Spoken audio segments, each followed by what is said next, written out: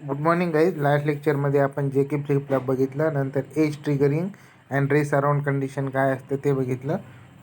आता बघूया circuit with clear and preset facility, C R and P R facility. तर हे बघूयात आता आपण. याच्यामध्ये सर्किट डायग्राम बघून घ्या. जो आपण basically R S flip flop वापरतो तो आर एस फ्लिप फ्लॉप घेतला आहे. नंतर त्याचं कनेक्शन कसं आहे, म्हणजे actually J K flip flop R S flip flop वापरून तयार केलं होतं ना आपण, तर त्याच्यामध्ये फक्त 2 इनपुट ॲड करायचे, तर दॅट इज प्रीसेट आणि क्लिअर. ते कोणकोणते ते बघूयात. ओके, तर अगोदर एस आर फ्लिप फ्लॉप घेतला, तर एस इनपुट आणि आर इनपुट आणि त्याचे 2 आउटपुट क्यू आणि क्यू कॉम्प्लिमेंट. ओके, तर सुरुवात करणं बघूयात आता. पहिला अँड गेट घेतला. पहिल्या अँड गेटचा जो एक इनपुट आहे तो क्यू कॉम्प्लिमेंटला फीडबॅकला जोडलं आहे, म्हणजे क्यू कॉम्प्लिमेंटचं ला जोडलं आहे एक इनपुट पहिल्या अँड गेटचं. दुसरा इनपुट जो आहे त्याला जे इनपुट दिलं, तिसरा जो इनपुट आहे पहिल्या अँड गेटचं आणि दुसऱ्या अँड गेटचं पहिला इनपुट, तर ते कॉमन करून त्याला क्लॉक इनपुट जोडलेलं आहे. ओके, नंतर दुसऱ्या अँड गेटचं दुसऱ्या इनपुटला दिलं आहे जे इनपुट. नंतर जो तिसरा इनपुट आहे दुसऱ्या अँड गेटचा तो फीडबॅकला जोडला आहे, म्हणजे कोणाला जोडला आहे तो क्यू जो आउटपुट आहे तर त्याचा फीडबॅक करून तो तिसऱ्या इनपुटला जोडलेला आहे अँड गेटच्या, दुसऱ्या अँड गेटच्या. ओके, तर पहिल्या अँड गेटचा जो आउटपुट आहे तो एक, तर आपण पहिला जो ऑर गेट वापरला आहे त्याच्या एका इनपुटला दिला आहे आणि दुसऱ्या इनपुटला दिलं आहे प्रीसेट. ओके, आणि दुसरा ऑर गेट आहे, तर दुसऱ्या ऑर गेटचा जो इनपुट आहे तो दुसऱ्या अँड गेटच्या आउटपुटकडनं घेतलेला आहे. म्हणजे दुसऱ्या अँड गेटचा जो आउटपुट आहे तो दुसऱ्या ऑर गेटच्या एका इनपुटला लावला आहे आणि दुसरा ऑर गेटचा दुसरा जो इनपुट आहे त्याला क्लिअर इनपुट दिलेला आहे. आणि पहिल्या ऑर गेटचा जो आउटपुट आहे तो एस इनपुटला कनेक्ट केलेला आहे आणि दुसऱ्या ऑर गेटचा जो आउटपुट आहे तो आर इनपुटला कनेक्ट केलेला आहे. ओके, अशी डायग्राम आहे. तर आता आपण ट्रूथ टेबलकडे वळूयात. तर ट्रूथ टेबल बघून घ्या. त्याच्यामध्ये इनपुट आहे जे आणि के क्लॉक इनपुट, नंतर प्रीसेट पी आर आणि क्लिअर सी आर, आणि आउटपुट आहे क्यूची next state Q N plus 1. काय नेक्स्ट स्टेट येईल ती आहे, बघूयात मग. तर याच्यानंतर बघा, तर जे डोंट केअर असेल, के डोंट केअर असेल आणि क्लॉक जर डोंट केअर असेल, सगळे जर डोंट केअर असतील म्हणजे क्लॉक, जे के इनपुट आणि प्रीसेट जर 1 असेल आणि क्लिअर जर 0 असेल, तर Q N plus 1 it changes to 1. म्हणजे ते काय होतं, ते प्रीसेट जर केलं ती जे आउटपुट येतं ना ते ऑलवेज 1 येतं, प्रीसेट जर 1 असलं तर. नंतर नेक्स्ट कंडिशनमध्ये जे डोंट केअर ठेवला, के डोंट केअर आणि क्लॉक जरी डोंट केअर झाला आणि प्रीसेट जर 0 असला आणि क्लिअर जर 1 असेल, तर जे आउटपुट असतं तर आउटपुट क्लिअर होतं, दॅट इज 0 होतं जे फ्लिपफ्लॉपचं. ओके, नंतर जे के डोंट केअर असेल, जे डोंट केअर असेल, के डोंट केअर असेल आणि क्लॉक जर लो असेल आणि प्रीसेट इनपुट 0 असेल, क्लिअर इनपुट 0 असेल, तर जे आउटपुट आहे तो क्यू एन, म्हणजे जो सर्किटमध्ये आउटपुट चेंज होईल त्याच्यानुसार ते आउटपुट, म्हणजे जो नो चेंज स्टेट, म्हणजे जी अगोदरची स्टेट असेल तीच येईल, राईट. नंतर नो चेंज स्टेट बोलतात त्याला, क्यू एन. हां, आणि नंतर आहे जे जर 0 असेल, के जर 0 असेल आणि क्लॉक इनपुट जर हाय असेल आणि प्रीसेट 0 असेल, क्लिअर 0 असेल, तर क्यू एनच येतं, that is no change state येईल, राईट. नंतर नेक्स्ट आहे, जर जे 1 असेल, के 0 असेल आणि क्लॉक हाय असेल, प्रीसेट 0 असेल, क्लिअर 0 असेल, तर क्यू चेंजेस टू 1. जर जे 1 असेल, के 0 असेल, क्लॉक हाय असेल आणि प्रीसेट आणि क्लिअर जर 0 0 असतील, तर क्यू चेंजेस टू 1. नंतर जेची व्हॅल्यू 0 आहे, केची व्हॅल्यू 1 आहे, क्लॉक इनपुट हाय आहे, प्रीसेट 0, क्लिअर 0, आउटपुट 0 येतं. नंतर काय होतं, जे जर 1 असेल, के जर 1 असेल, क्लॉक इनपुट हाय असेल, प्रीसेट 0, क्लिअर 0, तर ह्याच्यामध्ये क्यू जो आहे तर क्यूची टॉगलिंग होते, म्हणजे जो आउटपुट आहे इट चेंजेस टू, जर अगोदर 0 होतं तर नंतर काय होतं 1 येईल. क्लिअर. तर याच्यामध्ये डिस्क्रिप्शन बघूयात आता. इन जे के in flip flops when the power is switched on, the output Q may be high or low. Right. फ्लिपफ्लॉपमध्ये जर पॉवर आपण स्विच ऑन केला तर आउटपुट क्यू काय एकतर हाय होतं किंवा लो होतं. But sometimes it is desire to set or reset the flip flop. कारण पॉवर ऑन केली तर आपल्याला आउटपुट काय असेल, हाय असेल की लो असेल ते त्याच्यामध्ये आपल्याला कळणार नाही, फक्त LED लावल्यानंतर कळलं. असं इनिशियली आपल्याला विदाऊट काही कळत नाही. तर त्याच्यासाठी आपल्याला काय करायचं, ते डिझायर आउटपुट आपल्याला हवा असेल तर त्याच्यासाठी फ्लिपफ्लॉपला सेट किंवा रिसेट करणं खूप गरजेचं असतं. Okay. This can be done by using preset PR and clear input. तर हे काय करून प्रीसेट आणि क्लिअर इनपुट वापरून आपल्याला हे काय करता येतं, सेट किंवा रिसेट करता येतं, इनिशियलाइज करता येतं फ्लिपफ्लॉपला. Okay. These are called as asynchronous inputs. तर या इनपुटला काय बोलतात, असिंक्रोनस इनपुट्स बोलतात. Because they can change the output irrespective of the clock pulses. तर हे काय करतात तर प्रीसेट आणि क्लिअर इनपुटला असिंक्रोनस इनपुट बोलतात. कारण का तर ते काय करतात की जे आउटपुट आहे ते तर आउटपुट चेंज करतात इरेस्पेक्टिव्ह, म्हणजे क्लॉक पल्स दिली काय नाही दिली काय, म्हणजे क्लॉक पल्सचं ते काही घेणं देणंच नाही. Right. I repeat once again. these are called as asynchronous inputs because they can change the output irrespective of the clock pulse. म्हणजे क्लॉकच्या अब्सेन्सीमध्ये सुद्धा त्याचं आउटपुट काय करू शकतात, चेंज करू शकतात. ते क्लॉक दिली काय नाही दिलं की त्याला काही घेणं देणं नाही आहे त्याच्याशी, त्या इनपुटला. म्हणून त्या इनपुट्सला बोलतात असिंक्रोनस इनपुट्स. ओके. बघूयात आता काय होतं. आपण ट्रूथ टेबल बघितलं, त्याच्यानंतर आता त्याचं description. If PR is equal to 0, preset is equal to 0, clear CR is equal to 0, circuit operates as a normal flip flop when clock is high. जेव्हा जे PR इज इक्वल टू 0 असतं, preset input 0 असतं, clear input 0 असतं, आणि clock जर हाय असेल तर जो फ्लिपफ्लॉप आहे तर नॉर्मल फ्लिपफ्लॉप म्हणून काम करतो, as a normal. Okay. If preset is equal to if preset is equal to 1 and clear is equal to 0, output of upper OR gate will be 1. आता ह्याच्यामध्ये बघा, जर काही पण असेल तर प्रीसेट जर इनपुट 1 असेल आणि प्रीसेट इनपुट जर 1 असेल आणि क्लिअर जर 0 असेल, तर जो पहिला ऑर गेट आहे ना, तर ते काय होतं, तर काही पण एक इनपुट जरी असलं त्याच्यावरनं आपल्याला आउटपुट कारण तो काय असतो, एनेबल. आता ऑर गेट आहे ना तो, मग ते काय होतं, काही पण आलं तर त्याचा जो आउटपुट येणार आहे तो 1 येणार आहे. आणि तो जर 1 आला एसला, राईट, तर आउटपुट क्यूला काय येतं, 1 येतं, दॅट इज सेट. काय होतं, सेट होतं. बघूया.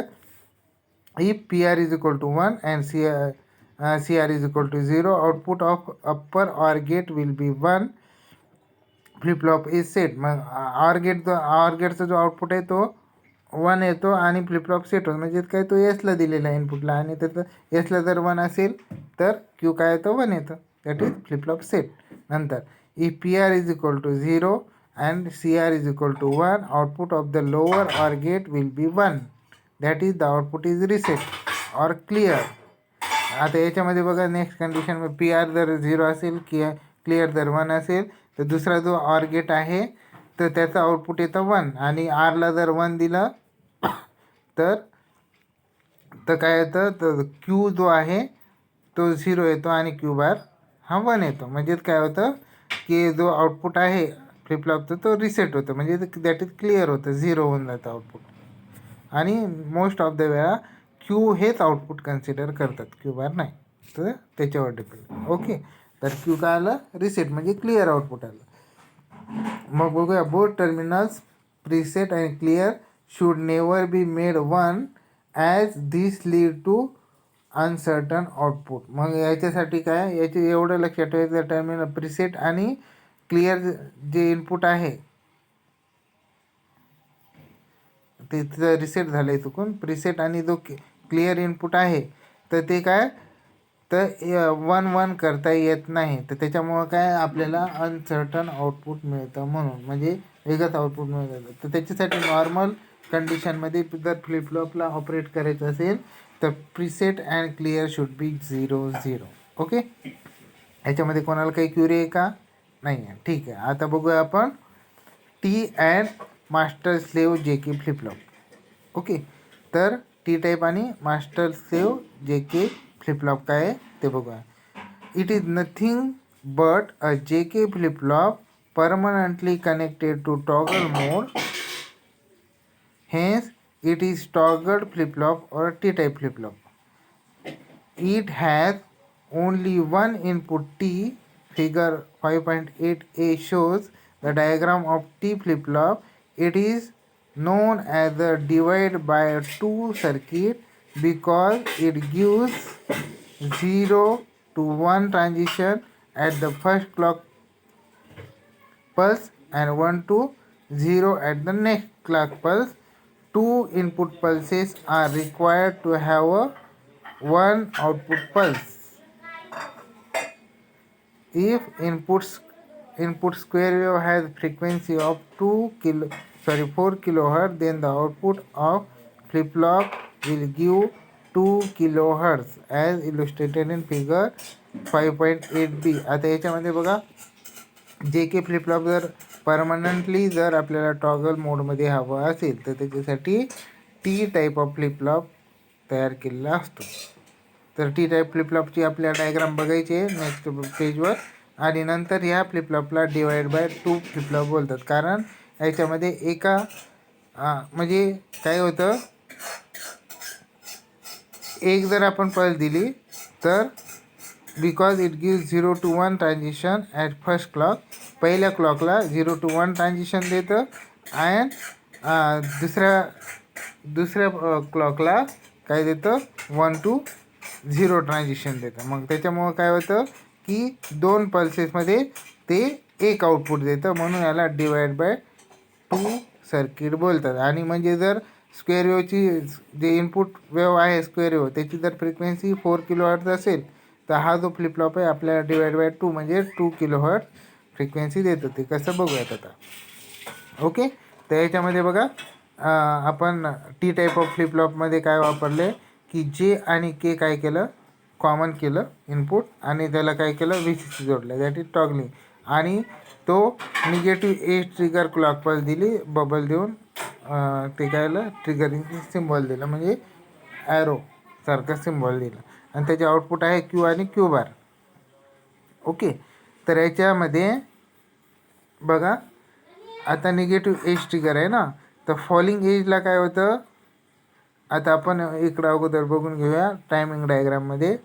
आता आपण पल्स दिलेत क्लॉक पल्स, पण ते स्क्वेअर वेववाले, तर स्क्वेअर वेववाली क्लॉक पल्स दिले तर त्याची फॉलिंग एज आहे तिथून ट्रान्झिशन सुरू होतं, कारण निगेटिव्ह एज ट्रिगर आहे, राईट. फॉलिंग एजवरनं मग क्यू आहे, क्यूचं ट्रान्झिशन चेंज होतं 0 to 1 फॉलिंग एजला, आणि ते झाल्यानंतर 0 to 1 आलं आणि नंतर काय होतं नेक्स्ट फॉलिंग एजला.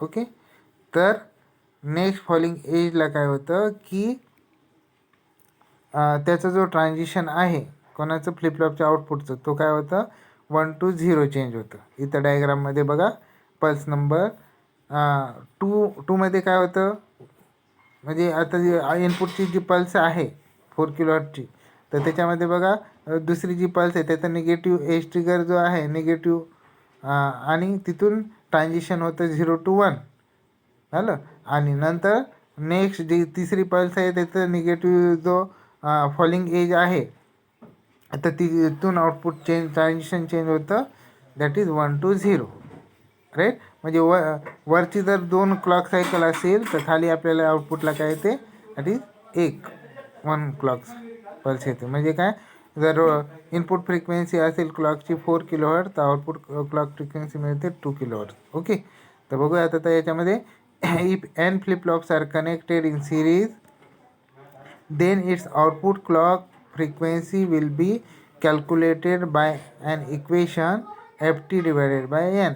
जर n number of flip flop जर सिरीजमध्ये कनेक्ट केलेला असेल तर त्याचं जे आउटपुट क्लॉक फ्रिक्वेन्सी आहे ती कसं कॅल्क्युलेट करतात, तर त्याचं इक्वेशन आहे F T divided bye T. आणि याच्यामध्ये जे आपण याच्या अगोदर काय काढलं, आपण जी आपण फ्रिक्वेन्सी काढली ना आउटपुटची, ती काय होतं, therefore F Q is equal to F T divided by 2 काढलं. म्हणजे त्याची डिवाइड बाय 2ची फ्रिक्वेन्सी आहे ना, म्हणजे आउटपुट क्यू टी टाईपचा.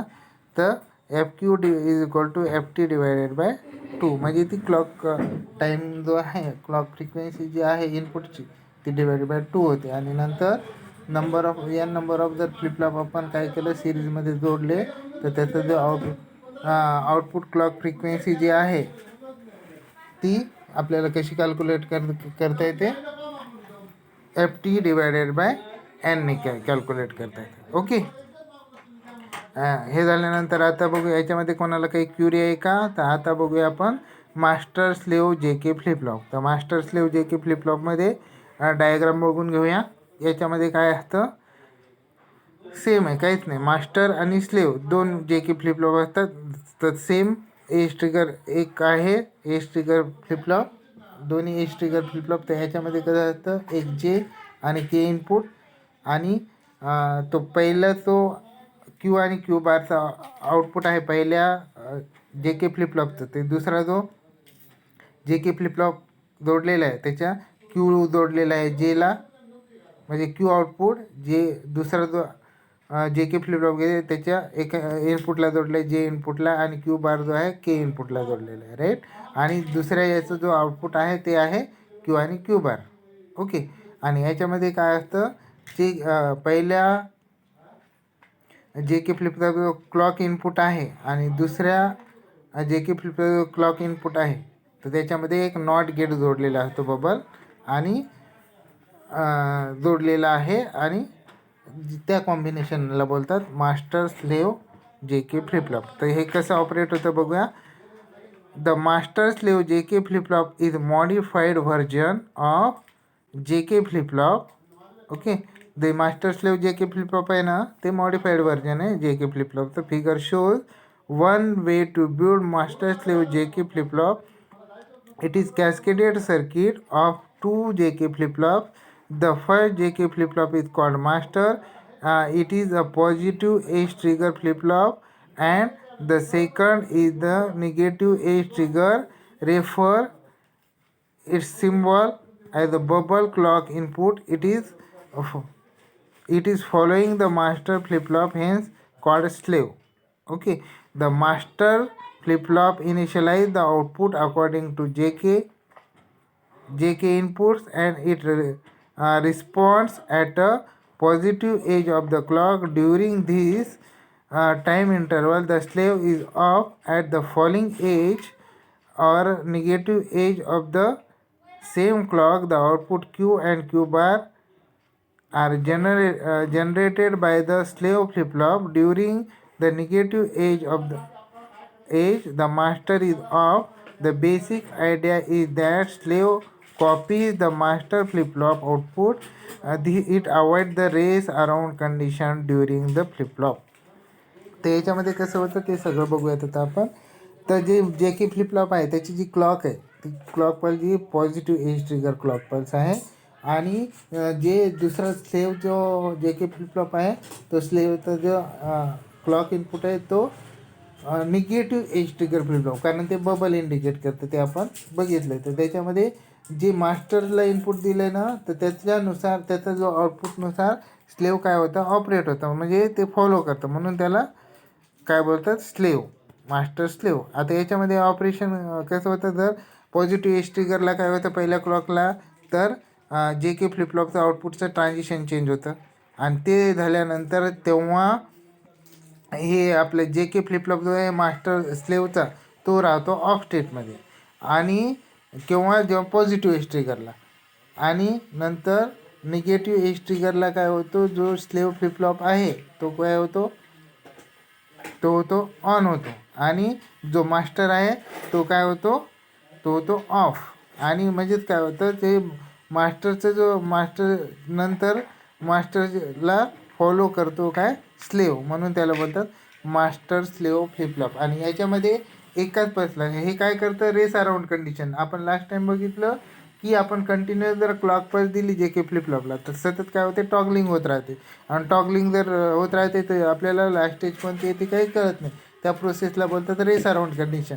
ती कंडिशन अवॉइड करण्यासाठी मास्टर स्लेव ॲक्च्युली दोन पद्धती आहेत. पहिला आहे प्रोपोगेशन डिले कमी करून, राईट. तर प्रोपोगेशन डिले जर कमी आणि त्याच्यापेक्षा जर आपण क्लॉक पल्स जर कमी दिली तर काय होतं, तर प्रोपोगेशन डिले नॅनो सेकंदमध्ये, आणि ते आपल्याला प्रॅक्टिकली शक्य करता येत नाही. आणि नंतर काय, तर दुसरी कंडिशन कोणती, की मास्टर स्लेव फ्लिपफ्लॉप वापरून. तर मास्टर स्लेव फ्लिपफ्लॉप वापरून काय, की एकच पल्समध्ये पॉझिटिव्ह एज ट्रिगरला काय होतं, जे के मास्टर ऑपरेट होतं, ट्रान्झिशन चेंज होतं. आणि नंतर जर निगेटिव्ह एज ट्रिगरला काय होतं, स्लेवचं ट्रान्झिशन चेंज होतं. म्हणजे आता काय, एका पल्समध्ये फक्त एकदा म्हणजे एकच जर पल्स असेल, लो टू हायमध्ये जर ट्रान्झिशन झाली एक पल्सला, तर त्याच्यामध्ये फक्त एका पल्समध्ये एक वेळेस काय होतं, टॉगलिंग होते. तर त्याच्यामुळं हे काय करतं येतं, हे master slave flip flop race around condition avoid करतो. क्लिअर, एवढं कळलं तुम्हाला. याच्यामध्ये काही कोणाला काही क्युरी आहे का, नाही. जर कोणाला काही क्युरी असेल तर बिनधास्त विचारू शकता, राईट. तर अशा प्रकारे आपण ते काय कोणकोणते आर एस फ्लिपफ्लॉप बघितले, क्लॉकड आर एस फ्लिपफ्लॉप बघितलं, डी टाईप फ्लिपफ्लॉप बघितलं, क्लॉकड डी टाईप बघितलं, नंतर टी टाईप फ्लिपफ्लॉप बघितलं, जे के फ्लिपफ्लॉप बघितला, नंतर त्याचे प्रीसेट आणि क्लिअर इनपुट बघितलं, आणि नंतर master slave J K flip-flop पण बघितलं. ओके.